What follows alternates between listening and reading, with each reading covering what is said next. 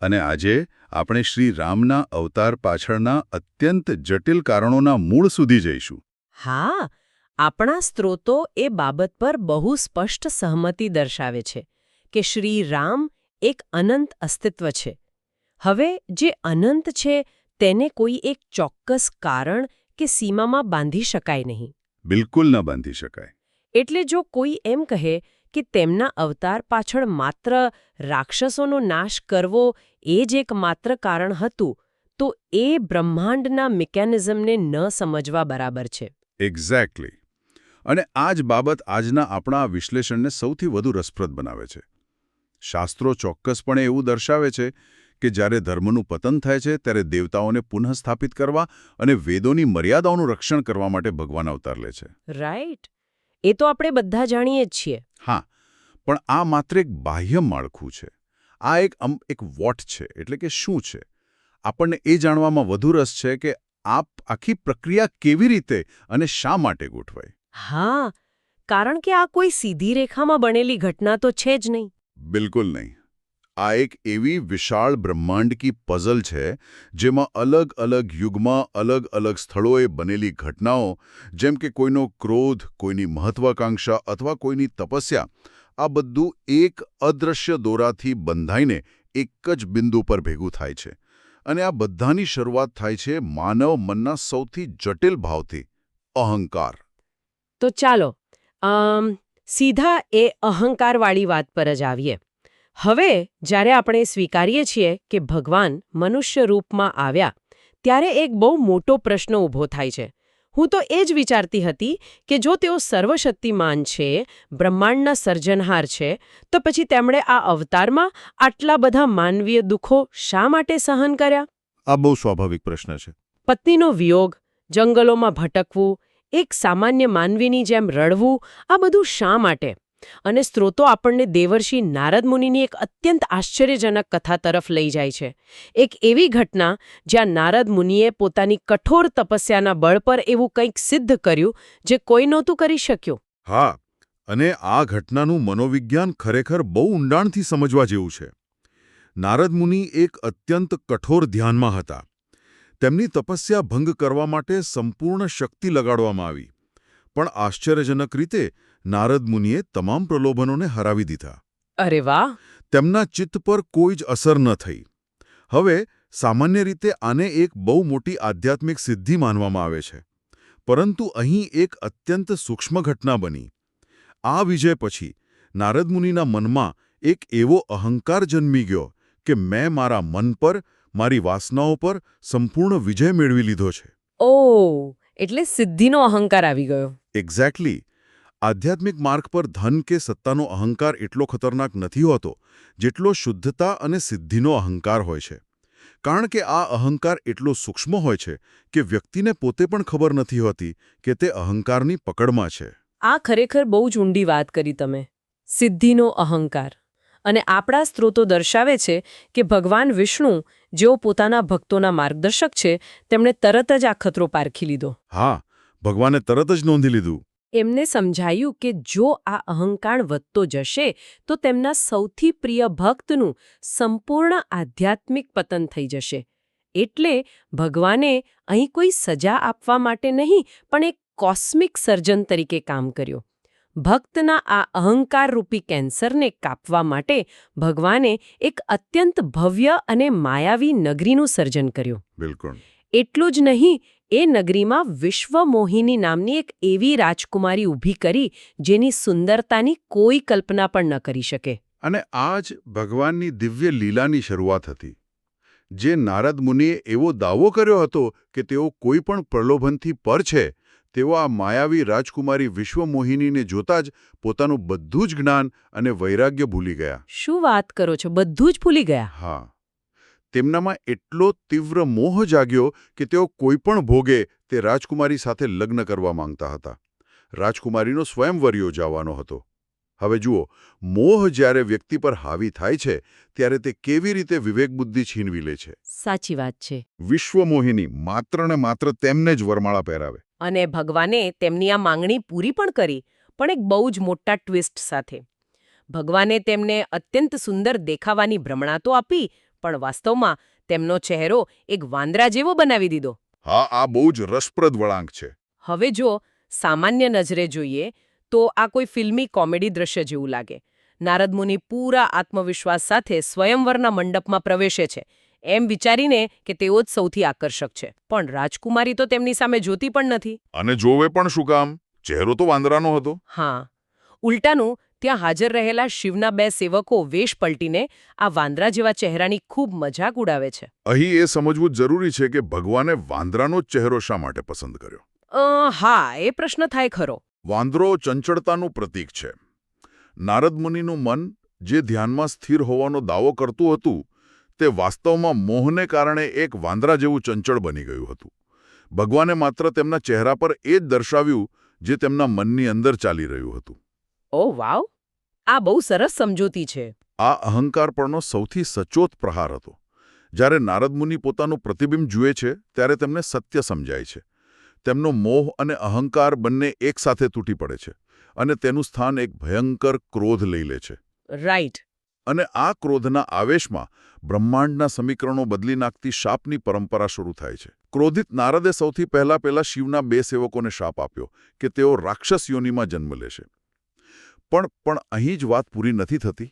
એક મિનિટ. અહીં મારે સ્ત્રોતોમાંથી મળતી એક વાત પર ખાસ ભાર મૂકવો છે, કારણ કે આ ભાગ સાંભળીને મારું મગજ ખરેખર ચક્રાવે ચડી ગયું હતું. એવું તો શું વાંચ્યું તમે? નારદ મુનિ સીધા ભગવાન વિષ્ણુ પાસે જાય છે અને સ્વયં ભગવાનને શાપ આપી દે છે. હા, એ બહુ મોટી ઘટના છે. તેઓ કહે છે કે તમે એક સ્ત્રી માટે મારી સાથે છળ કર્યો છે, મારી મજાક ઉડાવી છે. તેથી તમારે પણ પૃથ્વી પર માનવ રૂપ લેવું પડશે. તમારે પણ તમારી પત્નીના વિયોગની ભયંકર પીડા સહન કરવી પડશે. અને જે વાંદરાનું મુખ આપીને તમે મારું અપમાન કર્યું છે એ જ વાંદરાઓની તમારે ભવિષ્યમાં મદદ લેવી પડશે. બરાબર. આ કેવી રીતે શક્ય છે?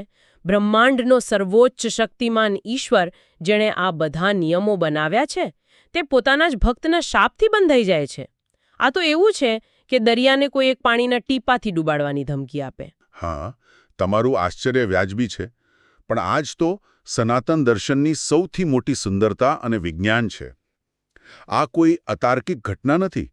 આ દર્શાવે છે કે જ્યારે ઈશ્વર કોઈ ભક્તના પ્રેમ અને શ્રદ્ધાનો સ્વીકાર કરે છે ત્યારે તેઓ સ્વેચ્છાએ પોતાના જ બનાવેલા કર્મના નિયમોને આધીન થઈ જાય છે. અચ્છા, એટલે સ્વેચ્છાએ સ્વીકારે છે? હા. ભગવાને અહંકાર તોડવા માટે જે પરિસ્થિતિનું નિર્માણ કર્યું તેનું પરિણામ તેમણે પોતે ભોગવવાની તૈયારી દર્શાવી. ભગવાન કોઈ સરમુખત્યાર નથી જે નિયમોથી પર હોય. આ ઘટના સાબિત કરે છે કે ઈશ્વરના દરબારમાં ભક્તની વાણીનું કેટલું મોટું મૂલ્ય છે. રાઈટ. ભગવાને નારદના આ શાપને માત્ર સ્વીકાર્યો જ નહીં, પણ તેને પોતાની ભવિષ્યની એક અત્યંત મોટી યોજનાનું એટલે કે રામાવતારનું મુખ્ય માધ્યમ બનાવી દીધું. આ કોઈ સામાન્ય ઘટના ન હતી. આ એક બ્રહ્માંડકીય કરાર હતો. આ પરિપ્રેક્ષ્ય ખરેખર બધું જ બદલી નાખે છે. મતલબ કે ભગવાનના મનુષ્ય અવતાર લેવા પાછળનું જંગલોમાં ભટકવાનો અને વાંદરાઓની સેના બનાવવાનું આખું બ્લુપ્રિન્ટ આ એક શાપમાંથી તૈયાર થઈ ગયું. બિલકુલ.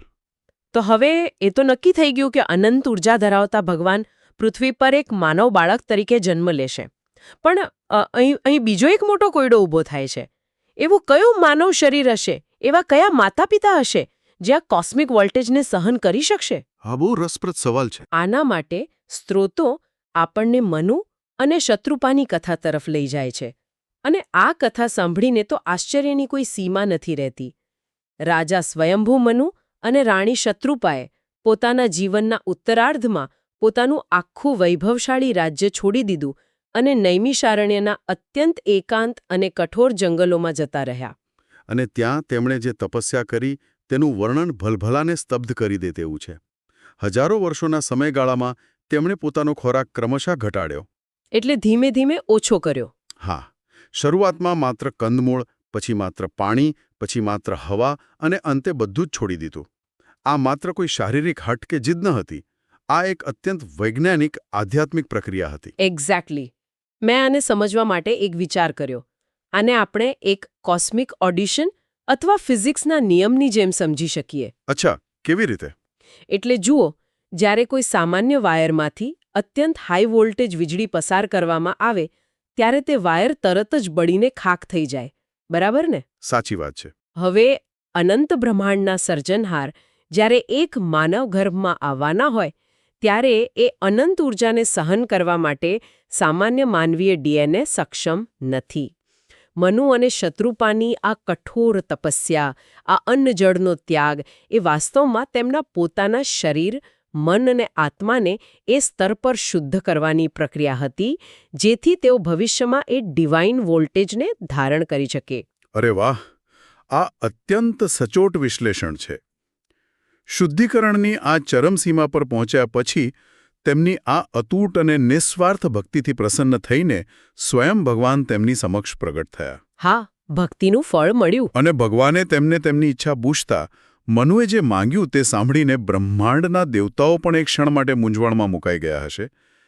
તેમણે કહ્યું કે અમારે બરાબર તમારા જેવા જ પુત્રની પ્રાપ્તિ કરવી છે. હે? આ તો એક લોજિકલ પેરેડોક્સ છે. અસ્તિત્વમાં માત્ર એક જ પરમ તત્વ છે તો પછી તેમના જેવું બીજું કેવી રીતે હોઈ શકે? અને ભગવાનના જવાબમાં પણ આ જ સત્ય છુપાયેલું હતું. ભગવાને હસીને સ્વીકાર્યું કે તેમના સમાન માત્ર તેઓ જ છે. તેથી ભગવાને તેમને વરદાન આપ્યું કે આગળના જન્મમાં તમે રાજા દશરથ અને રાણી કૌશલ્યા તરીકે અવતરશો અને હું સ્વયં મારા અનંત સ્વરૂપ સાથે તમારા પુત્ર શ્રી રામ તરીકે જન્મ લઈશ. ઓહ વાહ! આમ જુઓ કડીઓ કેવી રીતે જોડાય છે. નારદના શાપે નક્કી કર્યું કે અવતાર કેવી રીતે અને કયા સંજોગોમાં થશે. અને મનુ શત્રુપાની તપસ્યાએ એ અવતારનું કુળ, માતાપિતા અને એ પવિત્ર પાત્ર તૈયાર કર્યું. અદ્ભુત! તો હવે આપણી આ ભવ્ય કથાના નાયક અને તેના માતાપિતા તૈયાર છે.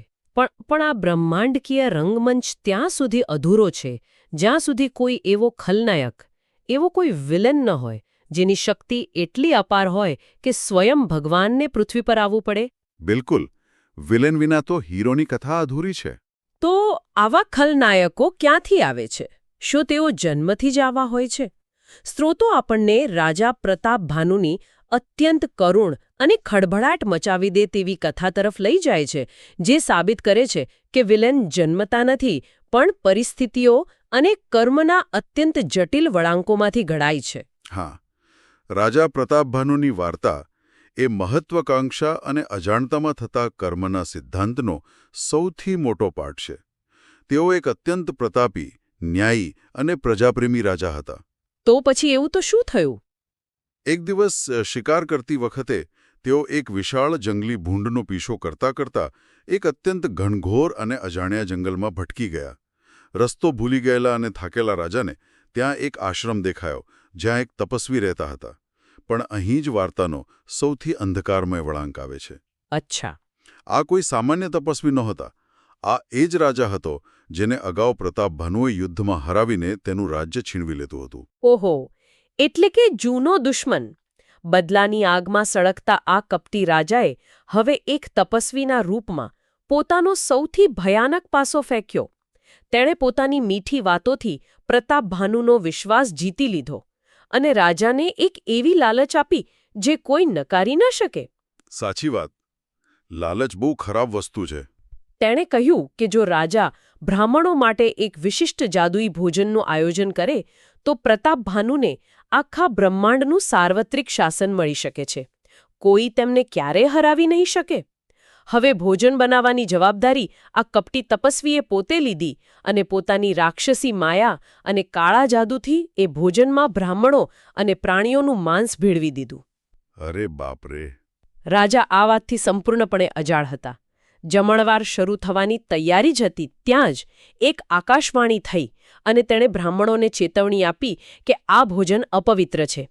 ધર્મભ્રષ્ટ થવાના ભયથી અત્યંત ક્રોધિત થયેલા બ્રાહ્મણોએ પડવારનો પણ વિચાર કર્યા વિના રાજા પ્રતાપભાનુ અને તેના સમગ્ર પરિવારને રાક્ષસ તરીકે જન્મ લેવાનો ભયંકર શાપ આપી દીધો.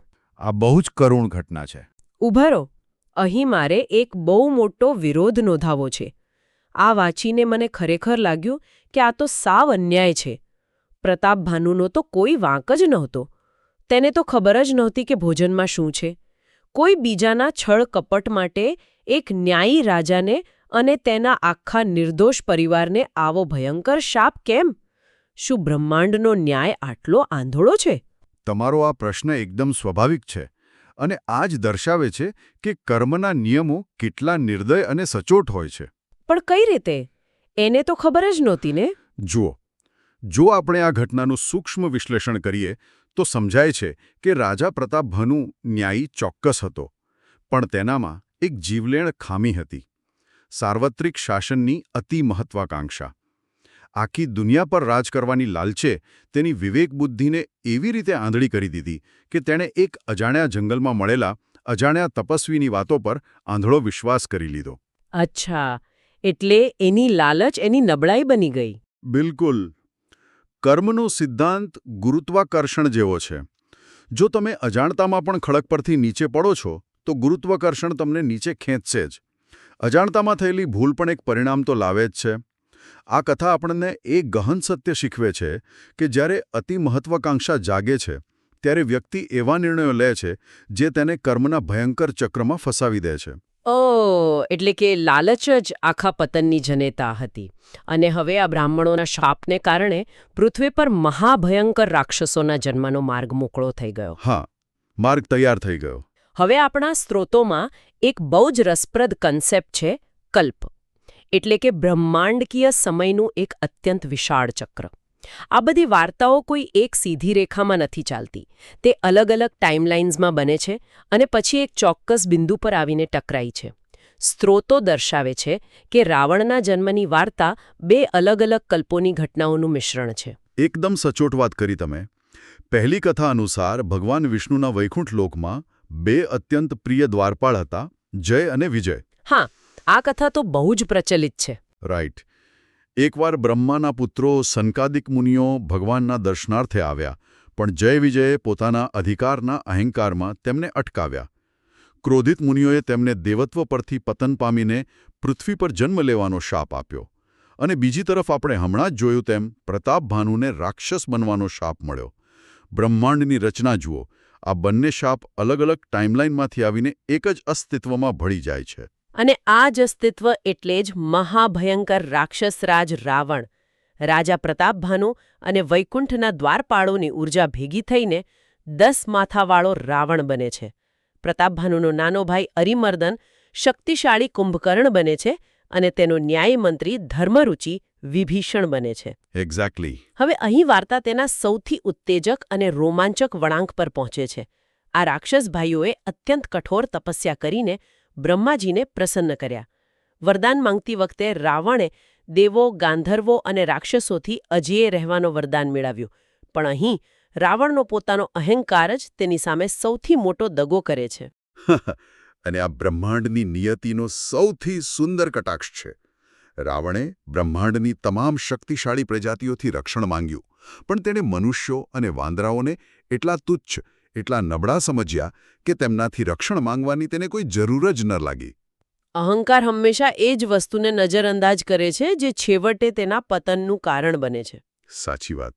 અને બીજી તરફ કુંભકર્ણીની તાકાતથી દેવતાઓ એટલા ડરી ગયા હતા કે દેવી સરસ્વતીએ તેની બુદ્ધિ જ ભ્રષ્ટ કરી દીધી, જેથી તેણે ભૂલમાં દર વખતે 6 મહિના સુધી ઊંઘતા રહેવાનું વરદાન માંગી લીધું. અરે વાહ! આ જુઓ, કડીઓ કેવી રીતે એકબીજામાં બંધ બેસે છે. રાવણે પોતાના અહંકારમાં મનુષ્યો અને વાંદરાઓને નજરઅંદાજ કર્યા. તેણે પોતાના મૃત્યુનો એકમાત્ર દરવાજો ખુલ્લો છોડી દીધો. બિલકુલ. અને બીજી બાજુ હજારો વર્ષો પહેલા નારદ મુનિના શાપને કારણે ભગવાન વિષ્ણુએ બરાબર એ જ રૂપમાં, એટલે કે માનવ રૂપમાં આવવું પડ્યું અને એ જ વાંદરાઓની મદદ લેવી પડી. આ કોઈ સામાન્ય સંયોગ નથી. ના, આ કોઈ સંયોગ નથી. આ એક પરફેક્ટ બ્રહ્માંડકીય લૂપ હોલ છે. એક બાજુ તાળું એવી રીતે બન્યું કે તે માત્ર મનુષ્ય અને વાંદરાથી જ ખુલે અને બીજી બાજુ શાપના માધ્યમથી ચાવી પણ બરાબર એ જ આકારની ઘડાઈ. અને આ જ આપણા આજના આ ઊંડાણપૂર્વકના અભ્યાસનો સૌથી મોટો નિષ્કર્ષ છે. નારદ મુનિનો અહંકાર અને તેમનો વાંદરાનો શાપ, મનુષ્યતૃપાની પવિત્ર તપસ્યા, પ્રતાપભાનુની અતિ મહત્વાકાંક્ષાને કારણે અજાણતામાં થયેલી ભૂલ અને તેને મળેલ બ્રાહ્મણોનો શાપ, જય વિજયનું પતન અને અંતે રાવણનો અહંકાર, જેણે વાંદરાઓ અને મનુષ્યોની ઉપેક્ષા કરી. બધું જ જોડાયેલું છે. આમાંથી એક પણ ઘટના સ્વતંત્ર કે અકસ્માત નહોતી. આ બધું જ એક અત્યંત ચોક્કસ અને દિવ્ય યોજનાના ભાગરૂપે અગાઉથી ગોઠવાયેલું હતું. ભગવાને અલગ અલગ યુગની અલગ અલગ કલ્પોની આ તમામ માનવીય અને દૈવી લાગણીઓનો ઉપયોગ કરીને બ્રહ્માંડનું સંતુલન જાળવી રાખ્યું. ખરેખર આ આખી ચર્ચા પરથી એક વાત સ્પષ્ટ થાય છે કે શ્રી રામનો અવતાર એ કોઈ સીધી રીતે લખાયેલી સ્ક્રિપ્ટ ન હતી. તે ભક્તિ, અહંકાર, છળકપટ, કઠોર તપસ્યા, શાપ અને વરદાનનું એક અત્યંત જટિલ અને અદ્ભુત મિશ્રણ હતું. સાચી વાત છે. જાણે દરેક પાત્ર પોતાની સ્વતંત્ર ઈચ્છાથી પોતાના આવેગથી કામ કરી રહ્યું હતું. પણ અંતે તો અદ્રશ્ય રીતે તેઓ એ જ વિશાળ બ્રહ્માંડકીય પઝલના ટુકડાઓ ગોઠવી રહ્યા હતા, જેનું નિર્માણ સ્વયં બ્રહ્માંડના કણેકણમાં પહેલેથી જ નક્કી હતું. આ જ સનાતન દર્શનનો સાર છે. અહીં દરેક શાપ પાછળ એક આશીર્વાદ છુપાયેલો છે અને દરેક પતન પાછળ એક નવું અને વધુ સુંદર સર્જન છુપાયેલું છે. જો નારદ મુનિનો ક્રોધ ન હોત તો ભગવાને માનવ સ્વરૂપ ધારણ કરવાની લીલા ન રચી હોત. બરાબર.